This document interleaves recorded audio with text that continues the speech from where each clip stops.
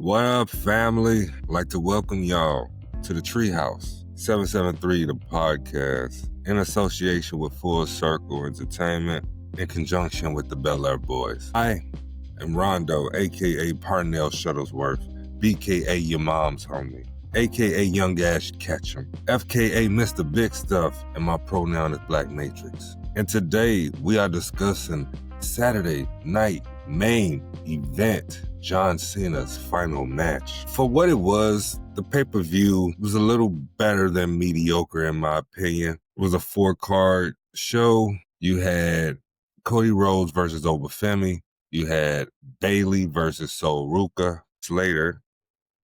Then you closed out the show, which was the correct call, with Gunther versus John Cena. I can't say that I didn't expect more, because I definitely thought that more than what happened on the PLE would have taken place, but that was not the case. Once again, TKO and Triple H have found a way to finesse and finagle us, because that show was an episode of Saturday Night Main Event, man. Like, there's no way to really get around it. We'll get right into it, I guess, though. Grab my notes. So, Saturday Night Main Event, starting off like this. Opens with shots of the fans, shots of individuals entering the arena, thanking John Cena for everything that he's done.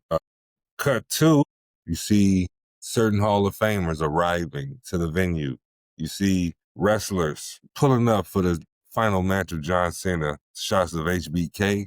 You see Kurt Angle entering. You see Mark Henry, etc. Shots in the crowd. You got John Berthenraw. I don't know if I said his name right, but Buddy from the Punisher. And then you got Metro Bowman, front row with the spinner Cena belt. It was a great showing of different wrestlers, past and present, as well as celebrities who were in attendance for John Cena's final match, what it's meant to him.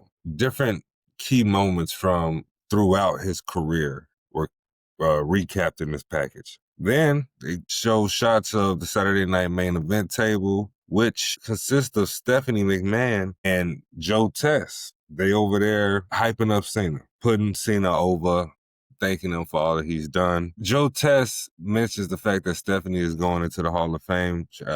Cena also is going into the Hall of Fame next year, most likely. I'm almost positive it'll be him, Stephanie.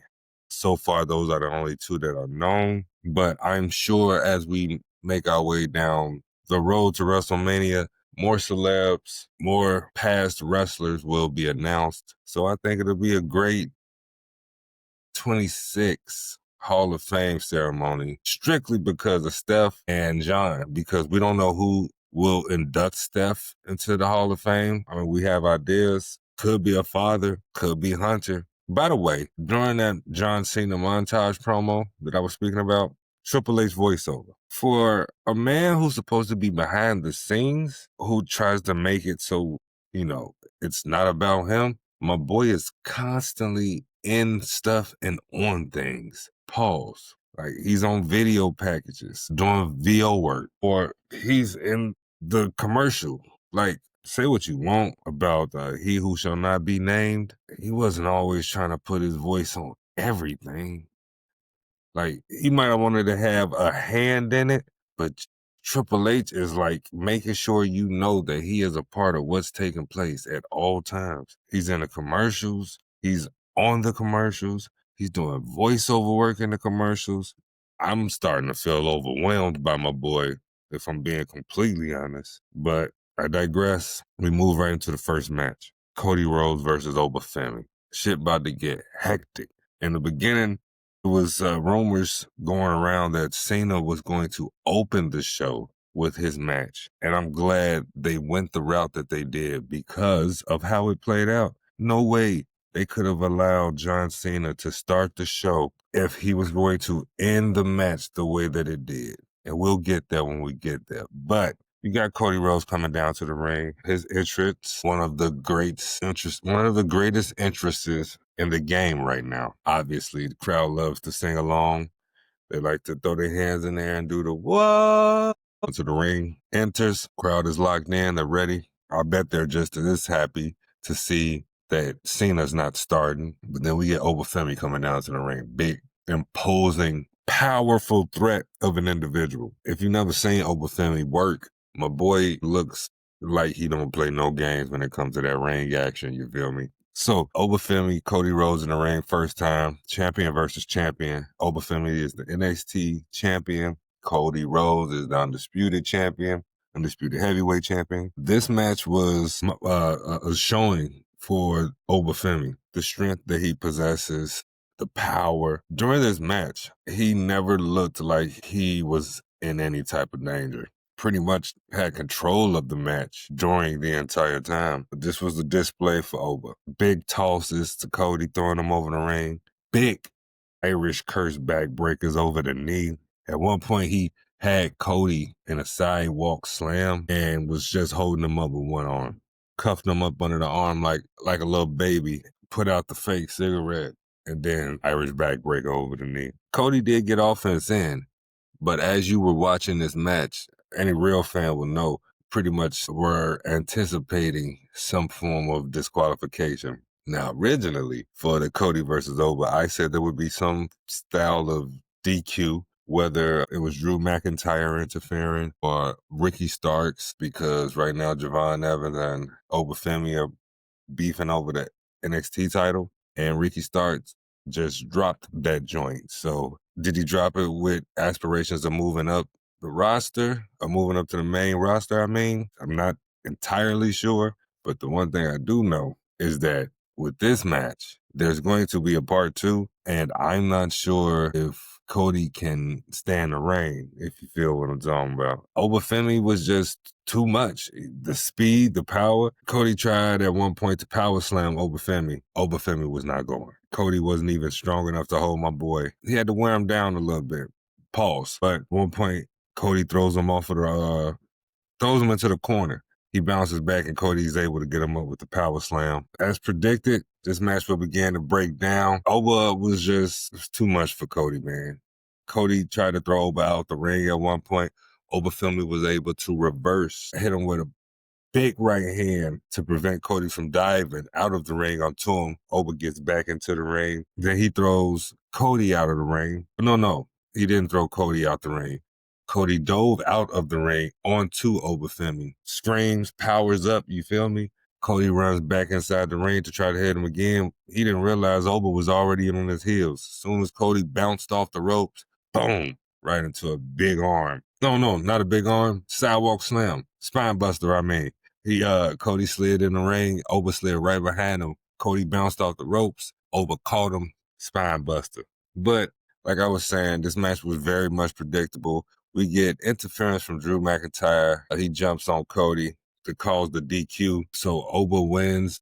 Cody wins via disqualification, I believe, is how it ended up breaking down. But then you get Oba pulling Drew off of Cody, asking, "What are you doing?" And Drew responded in some fashion. I couldn't clearly make it out, but, the tease of Oba versus Drew, the tease of Obafemi versus Drew McIntyre, yeah, sign me up for that one. I feel like that could be a filler match on the way to Oba challenging Cody Rhodes again, because that match has to happen. I would love to see heel Cody. I will continue to scream it from the mountaintops. Give me heel Cody versus Obafemi. I'm not mad at that at all. That's so Drew's distracted. Cody hits him with a cutter off the ropes into an Obafemi choke slam. Drew exits the ring, and Cody hands Oba his NXT title. Cody raises the Universal joint. Oba raises his. This match is over. DQ finish, but as stated, I pretty much knew that's what was going to take place during this match. After you get more shots of celebrities thanking John Cena. You got Tyrese Halliburton, Eli Manning, Peyton Manning, Snoop Dogg, as well as a crying CM Punk, who sincerely thanked John Cena for everything he's done. I don't know how I feel about seeing CM Punk cry, but because I don't know. I was not prepared for that, but it happened. It is what it is. After that, with all the celebs and wrestlers, maybe I missed it. I don't think I saw a Randy Orton in any of the montages. Like outside of like old stock footage of them wrestling, I don't think I seen a thank you Cena from Randy. I could be wrong. Let me know in the comments if I'm tweaking. But Randy was not at the show. He was over in Saudi uh, advertising for SmackDown and Wrestle or the Royal Rumble that's over in Saudi this week, next month, next year. So he wasn't on the show. He wasn't in attendance, which is a call I can't understand. You would think his biggest rival would be somehow wrapped up into his final show, into his final match, but sadly he wasn't, man, which sucked, but it is what it is. After that, we move into Bailey versus Sol Ruka. This match, again, very much predictable. Another great showcasing for the NXT wrestler. The role that Bailey has now taken up, I love to see wrestlers doing what she's doing, particularly giving back to the up and coming wrestlers and making them look good, putting them over. Bailey has stepped into that natty role, in my opinion.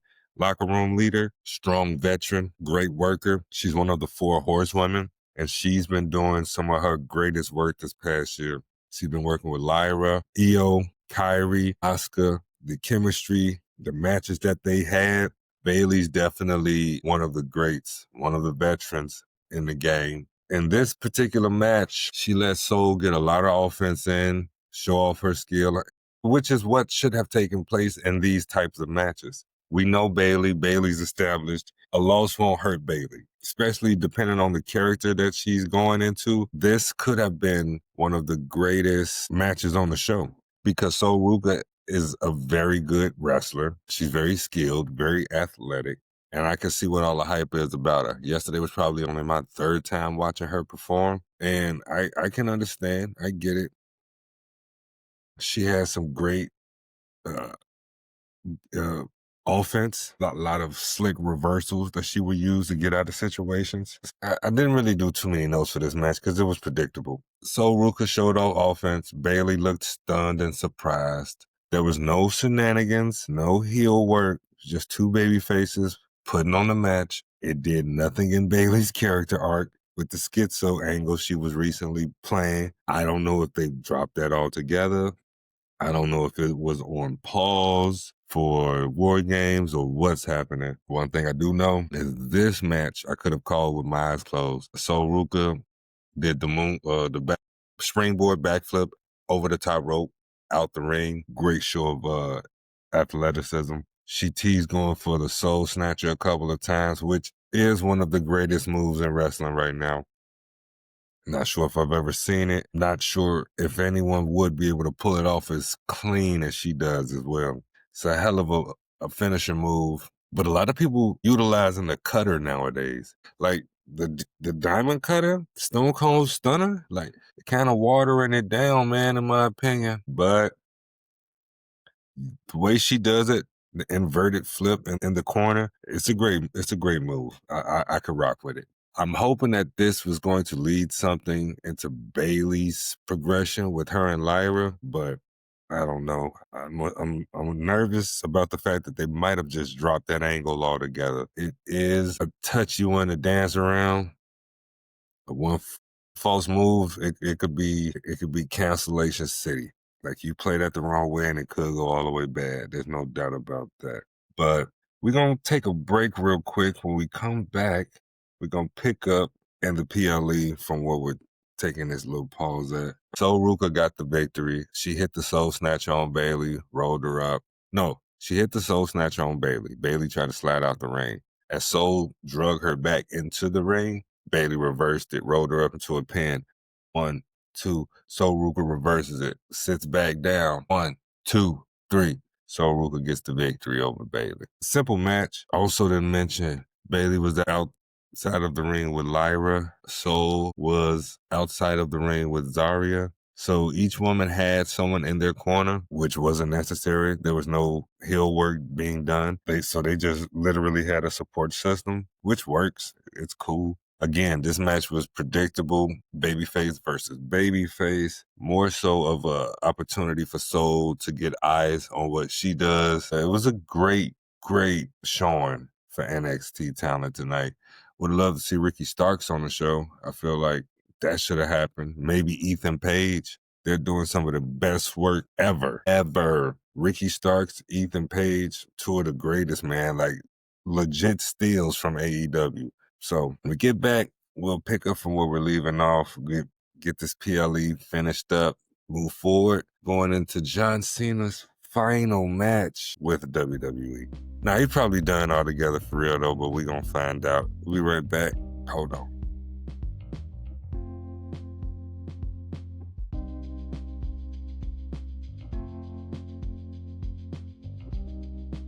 And we back. What's up, yo? Thanks for staying tuned in. It's your man, Ronnie, right back with the 773 episode of Saturday Night Main Event, John Cena's final match. Let's get back into it. I forgot to mention at the end of Bayley versus Sol Ruka, all four women entered the ring and saluted John Cena the right way, and that will be a reoccurring theme on this episode. Cody and Oba also saluted John Cena. So we come back with more wrestlers thanking John. You got Sheamus, RVD, Becky Lynch, Tom Stewart, a.k.a. Cameraman Stu. Thought his name was Stewart. His name is Tom. Tom Stewart. Shout out Stu. He been rocking with Cena for a long time. It's the only reason I know that man. Also Michael Cole, Cody Rhodes. You get a special video package from The Undertaker to John Cena, as well as a recorded video from The Rock. Very much PR work. I respect Taker. I respect Dwayne Johnson. Those two individuals revolutionized the wrestling industry. So with them tipping their cats to John Cena, it's only fitting that the corporate angle is heavily played, because this seemed like a political stunt.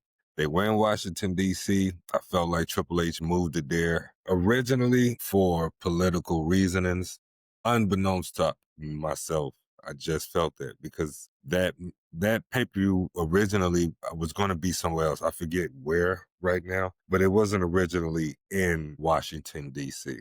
But I said that because The Rock is TKO, and The Rock, my opinion, put himself in a position for him and his family to never be broke. Dwayne Johnson is on the head of the board of TKO. They finalize and sign off on any and everything that WWE does. The Rock is the only former wrestler. There's no active. He's the only former, he's the only person on the board who actually wrestled. Everyone else is just stockholders and numbers and names. So it hits different. When The Rock came through wrestling and almost ruined it, and they had to turn Cena heel because of it. I mean, Cena was turning heel. He turned heel because of The Rock, and something broke down. I think it was between The Rock and Triple H. But something broke down, and that angle was just done. The Rock brought Travis Scott in. That didn't work out. Cena went heel and was all by himself. But anyway, we move into the next match. This was Javon Evans and Leon Slater versus AJ Styles and Dragon Lee. This was a fast-paced, hard-hitting match. Leon and Javon jumped right on those guys as soon as the match started. Got on them and stayed on them. Pause. You got over the top rope moves to the floor, big dives, off the top rope, frog splashes early in the game. Them young dudes were all over AJ and Dragon Lee, trying to keep the momentum that they're currently possessing. Because, like I said, Javon's going up. He just previously went against Obafemi for the NXT title, so he's on that hunt. He's definitely going to get that title because Oba's getting called up. Leon Slater's currently the X Division champion for TNA. He's kind of under the Joe Hendry Act, which means he's with TNA, but he's constantly on WWE television, which most likely means they're going to sign him as soon as they have the ability to. Frog splashes, Javon Evans on Dragon Lee. Dragon Lee at one point hit a wraparound reverse move that turned into a sit-out power bomb on Leon Slater, I believe. Like legit off the ropes, wrapped around Leon's body, landed on his feet, still hooked on Dragon, picked him up to a sit-down power bomb for the 2 count. Then probably Move of the night, Dragon Lee runs and hits a Hurricane Rana to Leon Slater. While Leon was on the apron, Dragon Lee ran from one side of the ring, jumped over the ropes, Hurricane Rana'd him off of the apron to the floor, where he was caught by AJ Styles in the Styles Clash. Crowd popped big for it. I think that might be his new thing, where he goes into where he catches someone out of a move into the Styles Clash. But that was broken up by Javon Evans real quick. Shut that down. Other babyface versus babyface match that actually they were able to work. They made it work, I should say. But the only thing was, it didn't have a lot of time. Like maybe 10 minutes if you take out entrances. But these guys were constantly moving. Like it was a great show of speed and agility for these four gentlemen. Again, the move of the night was the Hurricane Rana over the top rope to Leon, who was on an apron, where he flipped to the floor into the Styles Clash. He did not hit the Clash, but the setup was ridiculous. You get a chance of "This is awesome" from the crowd. This match, another back and forth between the four gentlemen. Devon hit the OG cutter, then Slater hit his Swanton 450 on Dragon Lee. Gets hit with an over-the-top rope dive from Dragon, who isolates themselves on the outside of the ring, which leaves Leon and AJ in the ring. AJ had control. He was going for the phenomenal forearm at one point, and as he was setting up for the bounce, he slipped. And we rarely see any fumbles from AJ Styles, but yeah, I don't know what happened, but they caught it and cleaned it up real nice. Slater made it to where, like, as soon as AJ hit the ground, he went right into the pin. They could figure out the next move. AJ is a true professional, the way he handled it and kept going. Javon and Lee outside, so they're not a factor right now. AJ and then Leon. Leon goes to the top rope for a move and gets caught into the Styles Clash. On 1, 2, 3. Dragon Lee, AJ Styles win. Again, all four participants enter the ring. Gives a salute to Cena. Another show of respect for the GOAT. Then we get another video package. A lot of video packages on the show. I will admit, a lot of video packages, but it's a recap for Cena. So you get more wrestlers. You get Drew McIntyre, you get Sammy, you get the New Day, you even get the Kane, the Monster Kane. Y'all giving John congratulations and gratitude. You see, as they cut back to the arena, Stephanie and Joe Test are talking again, hyping up Cena. They get interrupted by The Miz. Miz comes out and proclaims to be Cena's greatest rival. I mean, I can't see that. Him whining and crying about not having a match is hilarious to me, because he definitely should have been prominently featured. He is one of Cena's biggest rivals. He beat Cena at WrestleMania. Very much true. They got to put some respect on my boy Miz's name. The Miz, I don't know if he even needs to continue to wrestle. I mean, unless he's just trying to be an ambassador or go down as one of the greatest to ever be signed, because he's been with them the entire time.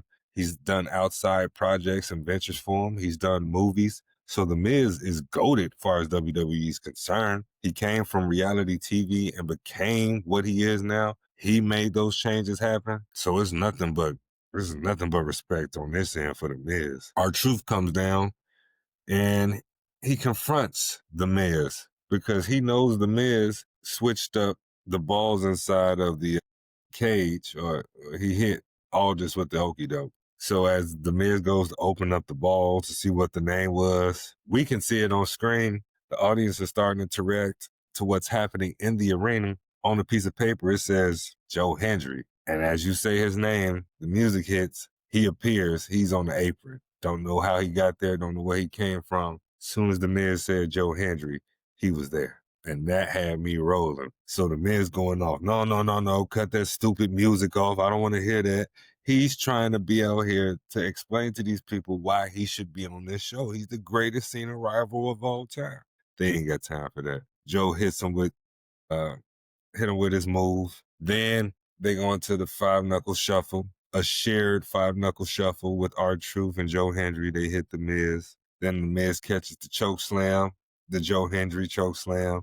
We get the Joe Hendry pose featuring R-Truth, a nice little comedic spot. I appreciate them doing something extra because the 4-match card is weak sauce to me, but that's what we got. You get prepared for the final match of John Cena.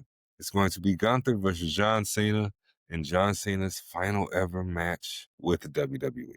I say that because you never know what's going to happen. He does have a 5-year ambassador deal with WWE, so he's still connected with them henceforth. Don't know how much longer that'll play out afterwards, but he's a lifer. Cena not going nowhere. They're not going to let him go anywhere. Only way to go bad is if TKO F's him over during his ambassador deal, and I don't think that will be taking place. I don't know enough, but I feel like they wouldn't do John Cena like that.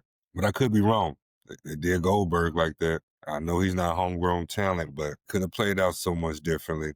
But anyway, we're going to take a break right here. When we come back, we will have the results and the breakdown of the final match for Jonathan Cena. Cena versus Gunther. As soon as we get back. 1 second, y'all.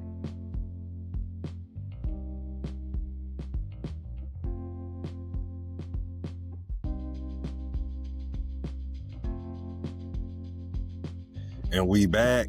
Thank y'all for staying tuned in. Let's jump right back into the episode. So finally, we're here. We've arrived to John Cena's final match. It's Gunther versus John Cena.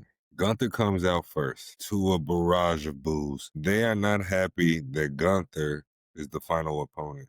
I mean, you don't want anybody beating John Cena, but we all assume that Gunther would be winning. You want your biggest baby face, you want your best heel, preferably greatest heel of all time, to go up against a really bad guy.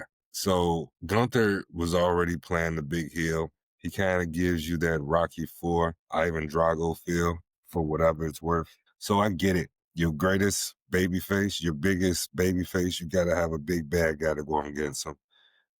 Could have been Braun, could have been Bronson. Gunther didn't need the rub. Gunther's already established. He's got one, if not the longest, one of the longest reigning IC runs of all time. A 2-time heavyweight champion. Could have gave this particular spotlight to Obafemi, Javon Evans, Ethan Page, like someone who's really on the come up. But anyway, I put it together and I realized, yeah, it makes sense. You got to have a big bad guy to go against John Cena. Gunther's probably the biggest who can benefit the most because Gunther can win. Gunther could win as a bad guy. He can move forward as a heel champion and still be seen as a threat. I don't think you got to worry about him being buried behind this either. So then we got against into the ring. There's a long pause. They're letting it marinate. This is the final John Cena entrance. Lights go out. The music hits. Cena comes out. Crowd going crazy. Crowd singing along to his music, which is always a heartwarming moment, man, because they didn't used to sing theme songs as well and as loudly as they do now. So it was cool to see the crowd singing John Cena's entrance. He milked it. He took the camera from Stu, shot some footage. I'm sure it's going to be on We Unreal or whatever John Cena behind the scenes Saturday night main event situation that they put together. Because, you know, they going to monetize that somehow. But Cena comes down, he gets into the ring. Lillian Garcia is the announcer. And it always bothers me about the fact that whenever they're doing the Saturday night main event joint and they got the dual microphones that drop down, you're supposed to stand between the two mics and speak. Lillian always goes to one mic and grabs the one, and it just looks so awkward to me. But she introduces the wrestlers. John Cena gets his long intro. The Never Seen 17. My boy be snapping with the bars. Like, that's tough. So the intros I laid out, we get into the match. There's some tie-ups. There's some stalling. You want to milk this moment. It's in his final appearance, man, so you make the most of it. A lot of back and forth. It's a typical Cena match. 5 moves of doom.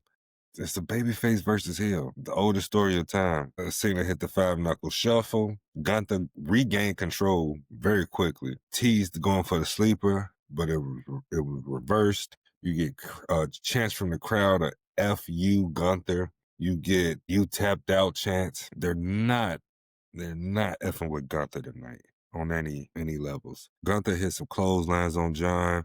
A lot of spots being called in the match as the match was going. I'm assuming from how it all played out, I don't think there was much preparation for this match. I think that they relied on their skill set because I could visibly see John calling a lot of spots in the ring as he does. And I can't deny the fact that I was looking for that. But I think they just went out there and won it. I don't know if there was a real game plan because you could see at one point John goes for the five knuckle shuffle, and he had to tell Gunther to pop back up for the third back body drop. Gunther regains control again. A lot of hot dogging, a lot of taunting. They Cena gets the momentum again, and they go outside. There's some outside shenanigans. They get back into the ring. Gunther sets up the steps in the corner of the announce table where you trying to figure out what he's getting ready to do or what's happening. Cena uses that setup to hit an AA through the announce table.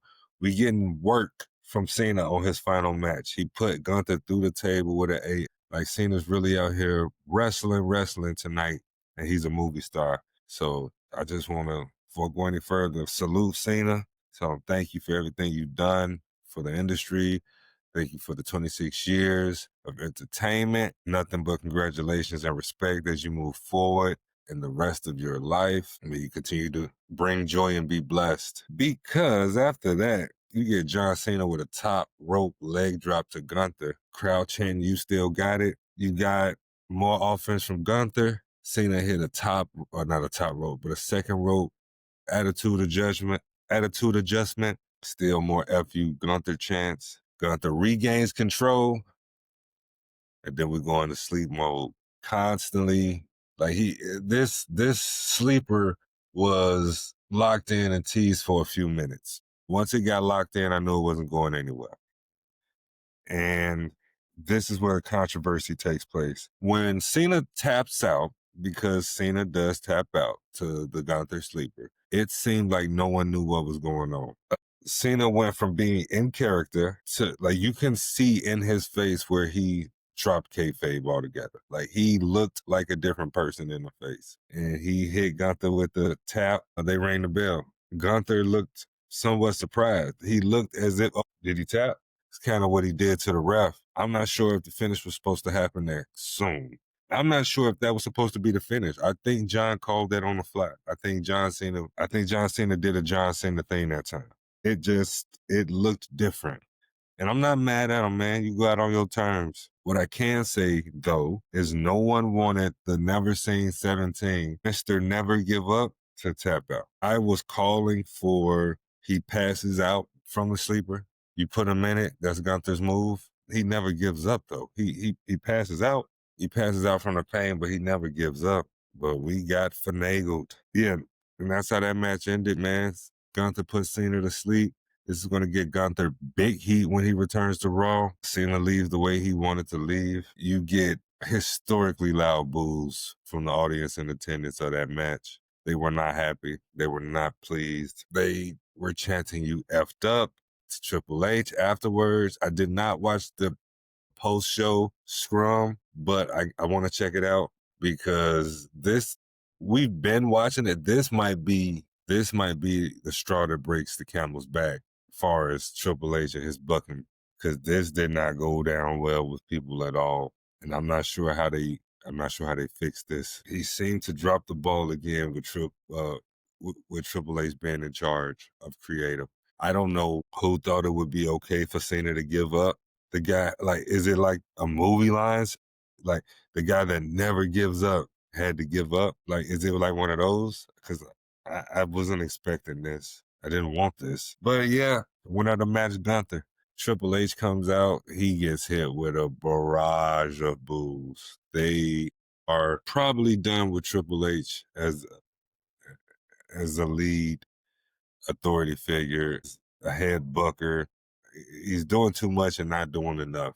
And I don't think people are going to continuously be riding out with this BS content that they continue to give us with these whack storylines with these horrible setups. They're just giving us what they got. They don't care how it come to us. And that's so disrespectful. That hurts, but that's what's happening. So yeah, that was a quick recap of Saturday Night Main Event, the final show, the final match for John Cena. Scale of 1 to 10, being honest, probably give this show a 5. The content of the actual show was good. The matches were great. There was probably one botch per match, and I hate to even dwell on that part, but it's factual. There's nerves.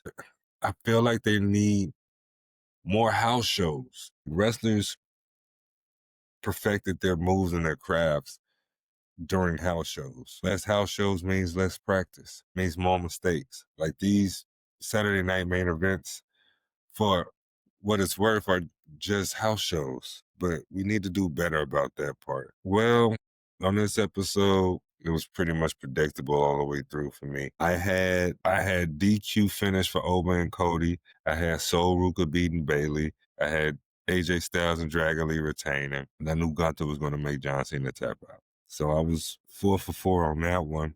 But let me know what y'all thought of the episode, man. Let me know what y'all thought of Saturday Night Main Event. Did your predictions pop? Were you pleased with how it ended? Drop a thank you in the comments. Like and subscribe if you will. 773 is available on all platforms. We're on podcasts. We're on Apple Podcasts. We're on Spotify. We're on Google Podcasts. Anywhere that you pick up podcasts, anywhere that you consume your music, you can find Tree. Just type the number 7, comma, the word 7, comma, and the word tree. Will pop right up. Picture of the 2 black guys. Yes, so after this, we'll be going into the Raw after Saturday Night Main Event. We'll see what's going on for that episode. Things are about to reset. We're no longer in the John Cena era. We are about to step off into a new regime of wrestling, and I'm not sure if we're ready. Things are about to get fishy. But again, thank you so much for tuning in. Please like, subscribe, share the podcast. Tell a friend that likes wrestling, check this out because we're going into more avenues with this. We still got prediction episodes popping up. We're going to be doing watch-alongs. I'm going to try and record for Raw and SmackDown. I don't know how feasible Friday Night SmackDown will be, but going into Monday night shouldn't be that difficult. Should be able to get those done. So appreciate y'all. Thank you for tuning in. For Andy Man X and all of my other wrestling friends around the world, thank you for being locked in. It's your boy Rondo for 773. I bid you good night.